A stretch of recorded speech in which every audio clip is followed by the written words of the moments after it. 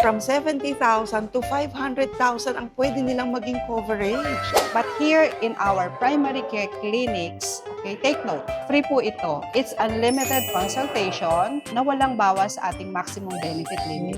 So, hindi naman po kailangan maging mahal ang HMO, okay? Kahit ba, kunyari, may high blood ako, pre-existing, may diabetes, mako-cover ba ako ng insurance? Yes. Naku, may excite yung mga business owners. This can be your mid-year bonus sa inyong mga employees.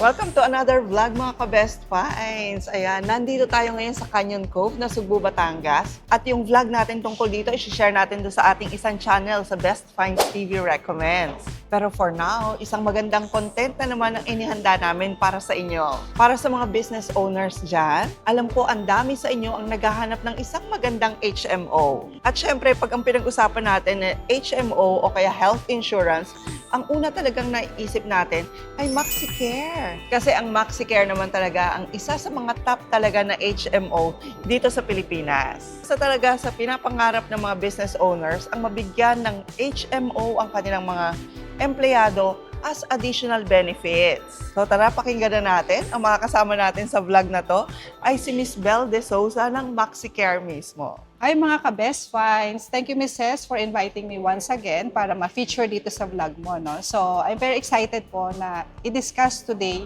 yung ating MaxiCare Plus program. Also, to discuss na rin yung mga bagong products ni MaxiCare ngayon. Minsan pag may mga group meeting ako na nadjo-join na, nakasama yung mga business owners, yun talagang minsan usapan.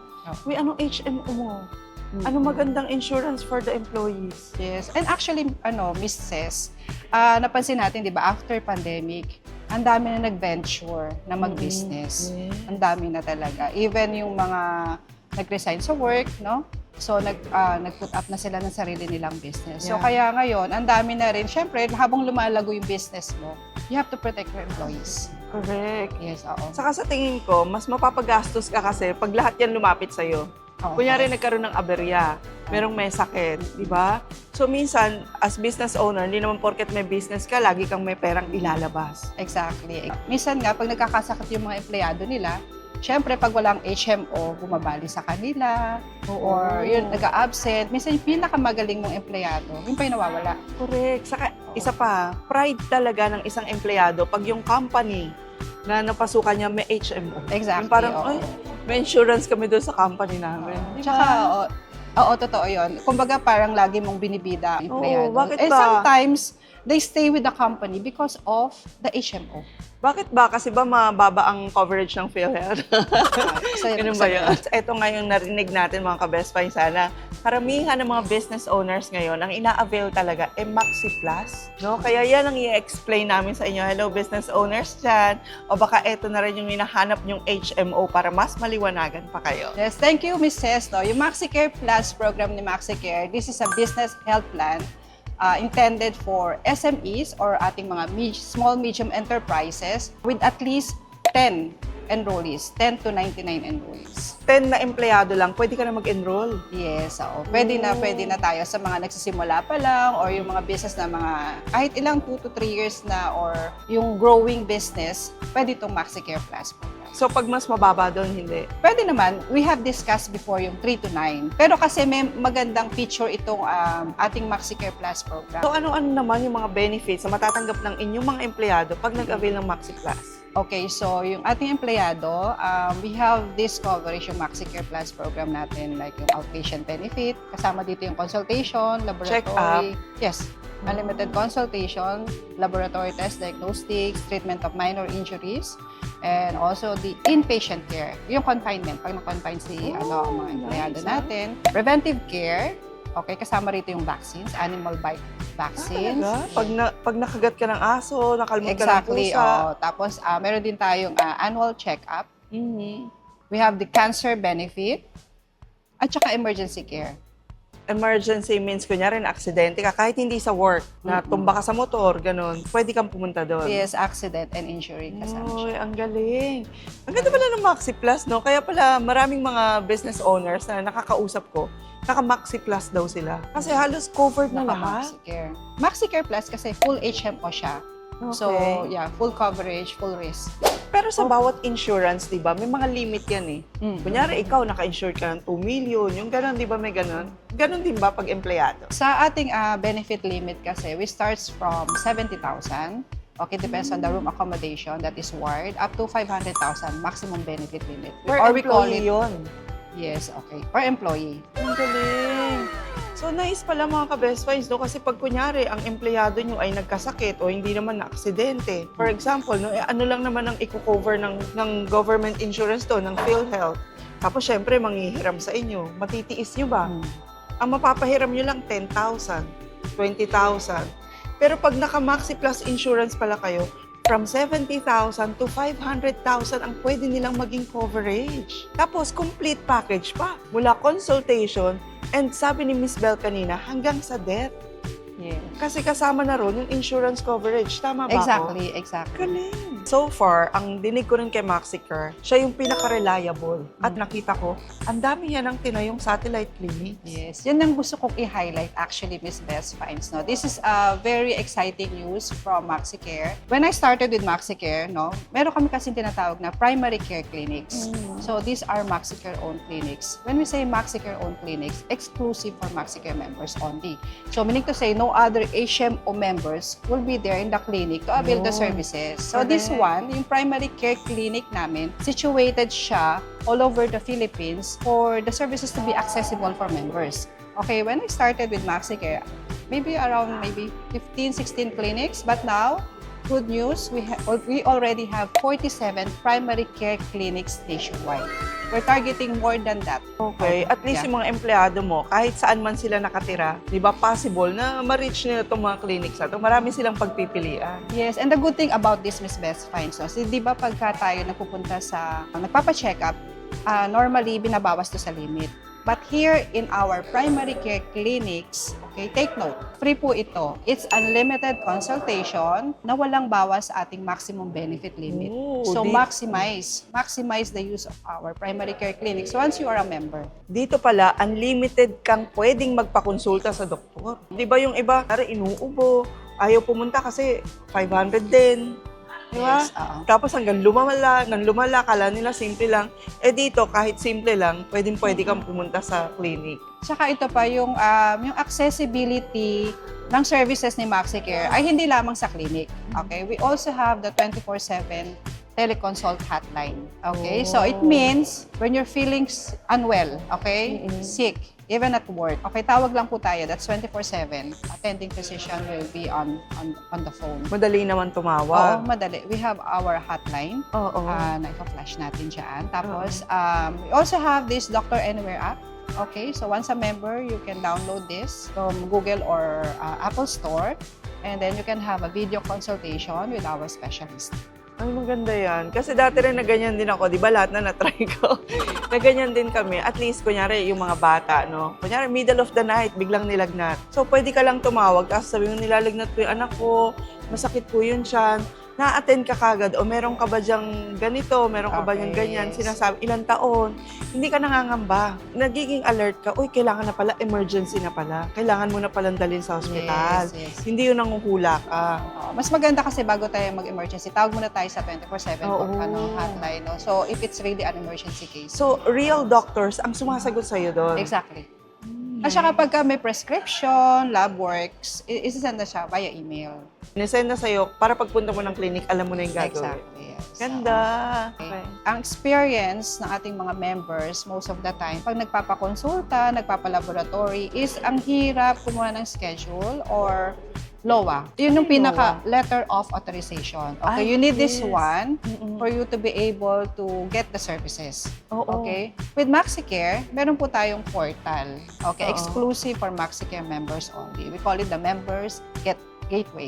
Mm-mm. Okay, so once a member, magre-register lang dito si member. Doon sa member gateway kasi, you can view the transaction history, yung mga na-avail mo, magkano pa ba yung limit mo. Isa sa mga feature nito is yung pagkuha ng LOA or letter of authorization. Very good, yes. Yes, yung letter of authorization wherein hassle-free na siya. Pagdating mo sa clinic, gagawin na lang yung lab work or magpapakonsulta na lang. I mean, unlike doon sa ibang experiences ng ating mga members sa ibang HMO na they have to wait hours for the approval. Aside from member gateway, may mga help desk din naman tayo who could assist our members.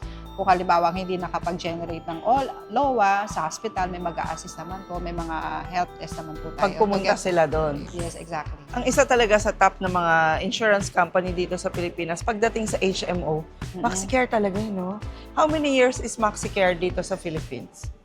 Since 1987. Kahit ba, kunyari, may high blood ako, pre-existing, may diabetes, mako-cover ba ako ng insurance? Yes. The good thing about Maxi Plus program, okay, take note of this po, no? With at least 10 enrollees, okay, whatever is the maximum benefit limit ng ating empleyado, covered na po siya up to the limit. This is a per illness benefit. Example lang, ang coverage is dun sa lowest, yung 70,000. Kunyari, nabunggo ako ng motor, 70,000. Yes. Ayun, na-hospitalize ako, nagka-dengue, That's another 70,000. 70,000 per illness po siya. Per Okay. illness, yes. So, hindi siya yung katulad sa ibang HMO na dinededuct yung gastos. Hanggang sa minsan, alam mo, Miss Bell, minsan, ibang HMO, kunyari, nagpa-hospital ako, may coverage kaming 100, dinededuct yung gastos. Tapos, minsan, dumarating sa punto na magpapa-hospital ka, tapos sasabihin sa'yo, oh, ito yung bill. Kasi, kulang na pala yung coverage. May mga ganun ako naririnig. Oo, we call it aggregate limit or yung annual benefit limit. Naka-base lang sila kung 100,000 tapos nadege ka ng 50,000. You only have 50,000 left. Yes, yes. Pero here, sa ating Maxi Plus program, kung ang benefit limit natin ay 100,000, that's per illness po tayo. Ang galing. Naku, may excite yung mga business owners. This can be your mid-year bonus sa inyong mga employees. Minsan mga ka-best finds, yung insurance, sinasabayan sa promotion eh. Okay, minsan hindi masyadong mararamdaman yung sahod, pero maging additional benefit mo, magkaka-HMO pa. Ang laking tulong na para doon sa empleyado. Pwede bang ganun? Kunyari seniors muna, yung mga promoted muna. Yes, pwede naman yan. Depende po yan sa ating business owner, no? So, we only ask 2 questions there. Okay, HMO po ba si employee based on the regularization date or the date of hire? So, pwede palang mag-base dun sa level of position. Yes, definitely. For Oo. example, yung mga rank and file natin, Yes. okay, so pwede natin silang bigyan ng at least mga 80,000 limit. And then, syempre, yung ating mga supervisors, mas mataas. Of course, the CEO, pwede naman natin bigyan ng yung pinakamataas na limit. Yes, pwedeng ganun, no? Nasa saan? Uy, grabe, nakaka-excite.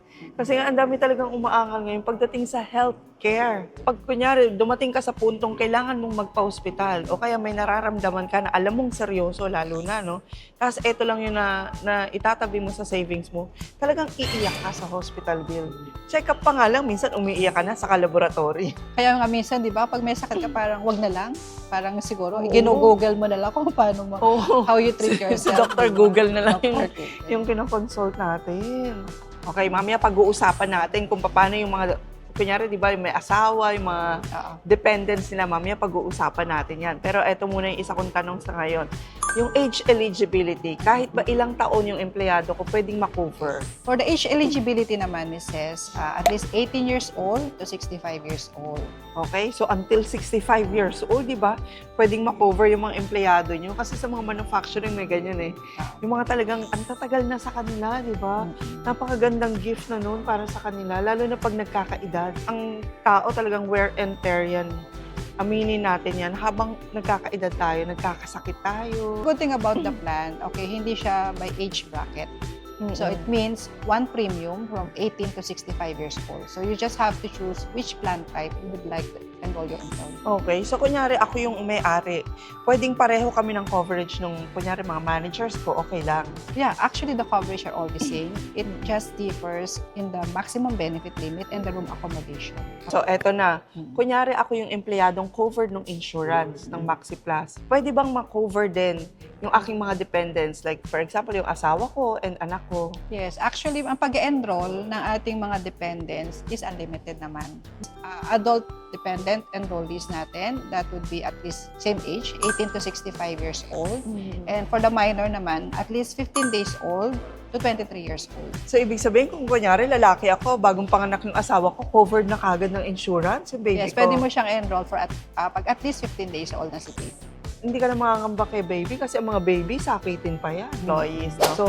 So ano-anong industry ba? May pinipili ba to? Ano-anong industry ang pwedeng mag-enroll ng employees sa MaxiClass? Actually, all small, medium enterprises, so ang ating mga SMEs, with at least 10 enrollees. Okay? So, pwede yung mga ating mga general merchandising, retail, trading, sales, katulad ng halimbawa mga grocery, bakery and pastry shop, yung mga distribution of goods with non-hazardous, fashion boutique, apparel, water filling stations, merchandising, retailing, wholesaling. Sa mga services naman, pwede yung banks, beauty salon, sales and services, canteen concessionaires, consultancy services, courier services, tailoring, logistics, BPO, IT solutions, marketing firm, hotel and restaurant industries, financial advisors. Sa mga pagdating naman sa education, no, preschool, pwede siya mag-enroll. Kahit mga schools. Yes. Insurance services, lending company, pawn shop, law firms, manufacturing of laundry soaps and perfumes.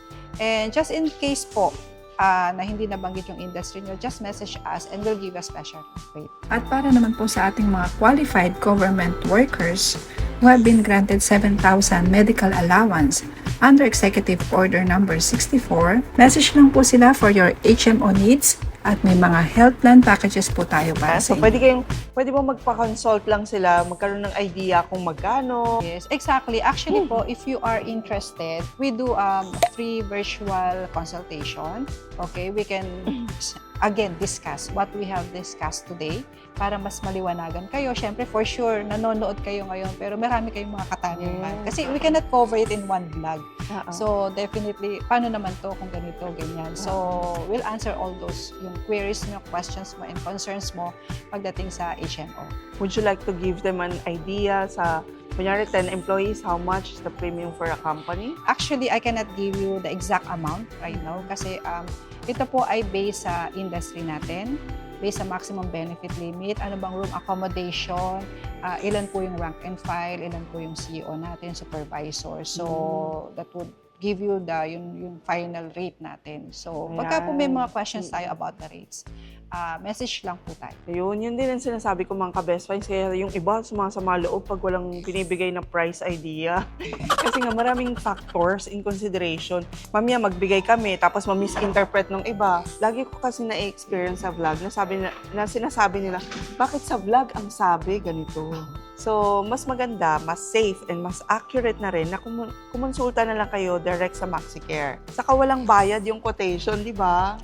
Definitely, Miss Ces, walang bayad. At saka mas maganda kasi na bago kami magbigay ng quotation, makita ng aking client, ng mga business owners, yung value ng product na binibili nila.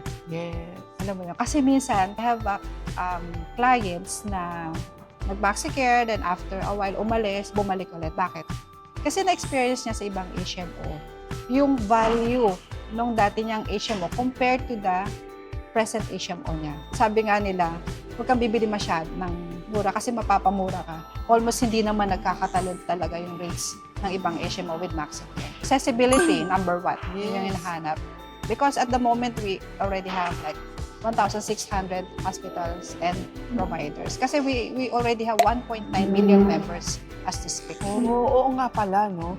Na hindi lang pala primary clinics. Kasi meron ding mga accredited hospitals ang tawag nyo, no? Na pwede Hospitals. sila doon, oo. Yes, accredited providers and hospitals. Oh, nice. And again, mga ka-best finds, hindi lang pag 10 employees, eligible yung company nyo na mag-enroll ng mga employees for insurance. Kasi meron din silang for starter yung mga 3 employees to 9. Yes, like yung last time, di ba, na-discuss natin siya. At least 3. But ang kainaman na dinidiscuss natin ngayon, with at least 10 enrollees, okay? Yung ating maximum benefit limit for the pre-existing condition. Oh, yun. Yun, okay. Dati kasi hindi covered yun, eh. Covered siya, but with the minimum limit only. Oo. Okay? Pero with at least 10 enrollees, pagdating natin sa MaxiClass program, it will be covered up to the maximum Maximum benefit limit. benefit. Galing. Okay. And that would be per illness. Oo, yung pa maganda, no? Per illness, hindi na babawasan yung coverage. Kunyari ako yung business owner and enroll ko na yung aking mga employees. So, kailan siya pwedeng gamitin ng empleyado? Okay, once na nakapag-comply na po tayo sa lahat ng requirements, so ipaprocess na po natin yung application, and then mag-i-issue po si MaxiCare ng ating billing statement, and once paid, okay, the activation of the plan will be 3 days from OR date. Official visit from Nice. Ang bilis, ha? Yes, ganun kabilis. And then to avail po, just present your MaxiCare card and one valid ID in any of our accredited providers or hospitals nationwide. So ano naman, Miss Bell, yung mga requirements para ma-enroll ko yung mga employees ko sa MaxiClass? Okay, ang initial requirement lang po natin is you need to submit the copy of your BIR 2303. Then we will send you also yung ating client information sheet and master list. Tapos i-fill out lang po yan, then submit again sa amin para for the evaluation. Okay, parang fill out lang yan ang name ng employees, age, parang gano'n eh, no? Yes, and then after that, pag na-evaluate po at okay naman po, then we'll send you the list of requirements na ipa-flash din po natin dito sa vlog na to. Nice. Papa-free seminar din ba ang MaxiCare? Like for example, interesado na ako and I want my employees to hear the news. Pwede bang virtual meeting with my employees? Ganun. Oo. Actually ngayon, since pandemic, at sa sobrang busy na rin ng ating mga business owners, no, we do virtual presentation, virtual consultation. Within Manila, I can also visit your place. So, yun, ang pinaka-convenient kasi is virtual. Oo, correct. Tapos mas mabilis pa, no? Nice. Sige. So, ayan mga ka-best finds, pwedeng-pwede kayo makipag-meeting sa MaxiCare kung kayo ay interesado rin na mag-avail ng HMO para sa inyong mga empleyado. So, bago tayo magtapos, Miss Bell, I heard na si MaxiCare din, ang daming nilabas na bagong products niyo. Yes, Miss Best Finds, excited na talaga akong ma-feature din dito sa vlog mo kasi I want to share also sa mga followers mo, sa mga nanonood ngayon, no, na napakarami na ng products ni MaxiCare. Okay, aside from our group plans, na ito na discuss natin itong MaxiCare Plus program, we also have the My MaxiCare Individual and Family Program. Okay, ito yung for individuals and for families. Also good for freelancers, yung ating mga self-employed. O for individuals, housewife, students, retirees, minors, pwede rin po siya. And yung ating napaka-popular na mga prepaid plans, yung ating Lifesaver and Lifesaver Plus na dating e-ready and e-ready advance. Remember, yung mga pong card ating lang, plan natin. Yes, ipepresent prepaid mo. emergency plan, Lifesaver and Lifesaver Plus for as low as 2,299 A month? a year po. A Valid year? po. O, tapos may covered ka na ng insurance. Yes, that's our emergency plan. Lifesaver and Lifesaver Plus. Okay. Miss Best Finds, I just want them to know, no? I want to share na napakarami na po nating Prima variants, no? We have for as low as 999 na Prima Consult, pwede na silang mag-avail. We also have yung mga comprehensive na Prima Elite and Access. Plus, we also have Prima for babies, okay? Prima for moms, and also sa mga ating mga pregnant women, yung first, second, and third trimester ng pagbubuntis, covered na rin po sila. And we also have our mga active individuals, yung ating Prima for Vital. Sa mga may diabetes at hypertension, we have the Prima for Hypertension alone, Okay. Prima for Diabetes, and meron din tayo dinagdag ng Prima for Animal Bite. Okay, napakadami na po. So, kung gusto niyo pong malaman yung full details, you may scan the QR code na ating ipa-flash. At you may contact me also for the full details of the plan. Oh, and also for quotation sa mga business owner. Yes, actually, no, yung mga business owners natin, kung hindi pa nyo kayang mag-Maxi Plus program, ito pong mga nabanggit ko, pwede namang bigyan muna natin siya ng emergency plan or bigyan muna natin sila ng Prima plan.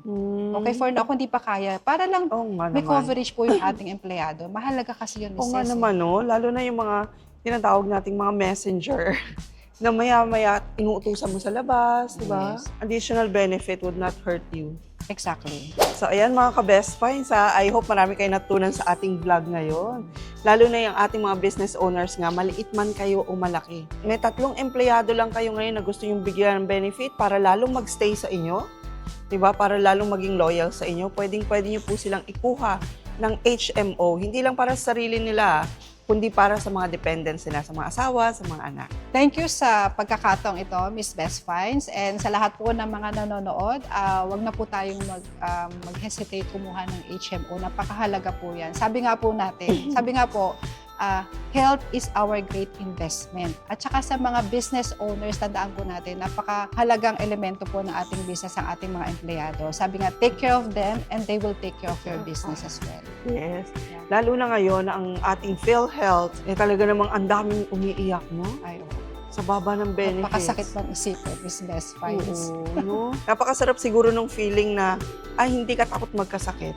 Kasi ngayon, kahit na gaano karami yung savings mo, kahit na gaano kakasipag, ang kinatatakutan mo magkasakit. Yes. Hindi naman po kailangan maging mahal ang HMO, okay? Ang ginagawa po namin bilang consultant is to assess your budget and needs. Okay, kung hindi po kaya ng ganitong program, punta po tayo sa isa. And another option. So alamin po natin kung ano po talaga yung kailangan ng empleyado natin. Okay, and that's another way of sharing your blessings. Exactly. Di ba? Ang dami mga business owners, I want to share my blessings. Ba't ka palalayo? Di sa empleyado mo na. Exactly. Totoo naman. Okay, so yun mga ka-best finds ha. Message nyo lang si Miss Belle sa kanilang Facebook page, official Facebook page. Sa mga contact details na i-share din natin yan sa ating description. And if you want to schedule a Zoom meeting, a virtual seminar with your employees sa kanila sa MaxCare to discuss about this new program, nako, willing na willing po sila. Okay? So please don't forget to like and share our video today. O pwede po pala kayo mag-comment anong industry meron kayo at ilang empleyado. Ayan. Para makita po nila Miss Belle at masabi sa inyo kung eligible pa. And please don't forget to subscribe and hit the notification bell para lagi po kayo updated pag may mga best finds tayo katulad nito. And we'll see you again next week, Best Finds. God bless!